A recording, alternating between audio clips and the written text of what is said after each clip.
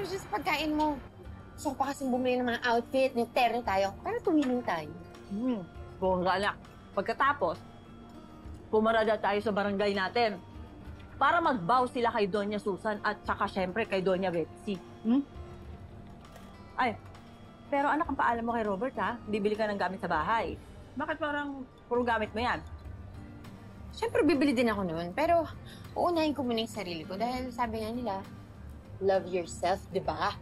Kaya, kaskas pa more dahil madami pang laman to! Ang alam ko, yung mga credit card na ganyan, may limit yan ha. Nasilip ko kasi yung password ni Robert sa bank app niya. So, ang ginawa ko, tinaasan ko yung credit limit. Kaya, bonggang shopping day tayo today! Oo. Nak, hindi mo man lang ba aambunan ng nanay mo? Ambon? Ako hindi. Dahil bagyo ang aabutin mo! Kaya tuloy-tuloy ang panic buying natin dahil sagot ka ng bagong Mrs. Rodriguez. Ang nagwaging reyna.